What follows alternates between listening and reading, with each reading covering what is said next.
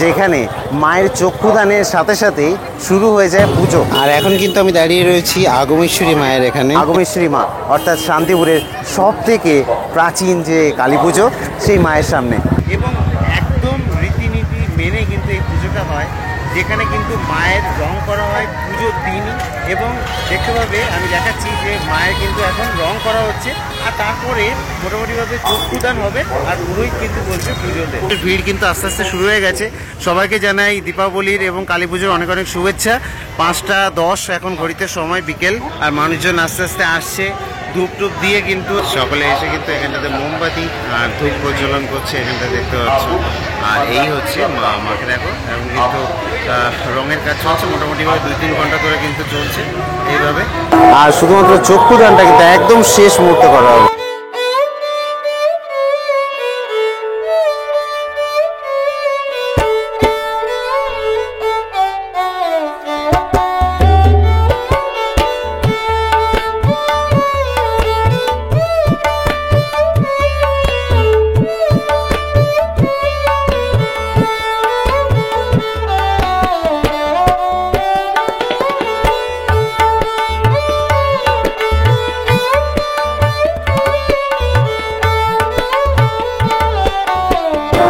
সামনে দিয়ে তোমাদেরকে দেখাচ্ছি মাকে।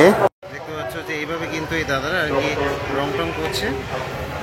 মায়ের রং হচ্ছে, দেখতে পাচ্ছ কত সুন্দরভাবে মাকে সাজিয়ে তোলা হচ্ছে।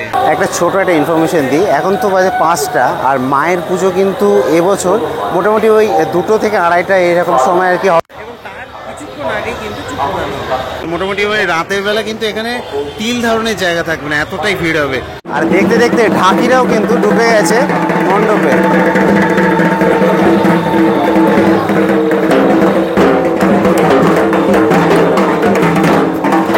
ঢাকিরা কিন্তু প্রবেশ করছে মণ্ডপে।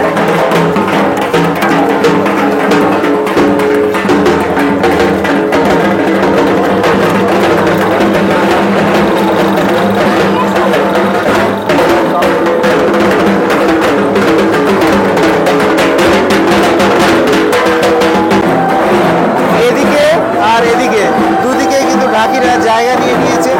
এবার বাজবে ঢাক, সামনে মা আগমেশ্বরী। আর এখনো কিন্তু অনেক ঢাকি ঢুকছে, প্রচুর ঢাকি কিন্তু মা আগমেশ্বরীর এখানে। বাজাও ঢাক, বাজাও ঢাক।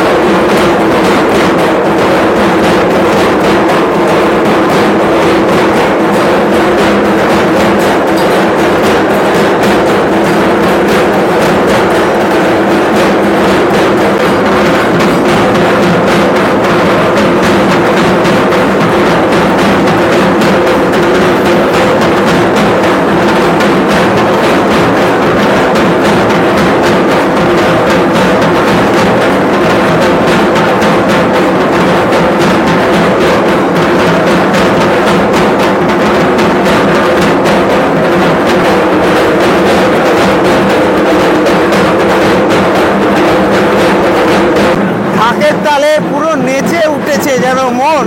আর এখানে বাজতে থাকা ঢোলের আওয়াজ, আমি একটাই কথা বলবো, জয় মা আগমেশ্বরী। অসাধারণ সুন্দর এই অনুভূতি, এইটা কিন্তু উপভোগ করলাম, তোমাদের সাথে শেয়ার করলাম। আমি হয়তো পুজো অবধি থাকতে পারবো না, তবে কারণ হচ্ছে কালকে বিসর্জন রয়েছে, সেই বিসর্জনের শোভাযাত্রা কিন্তু তোমাদের সামনে নিয়ে আসবো। বামাকালীর নৃত্য হবে, সেই সব কিছুর জন্য ওয়েট করে থাকতে হবে।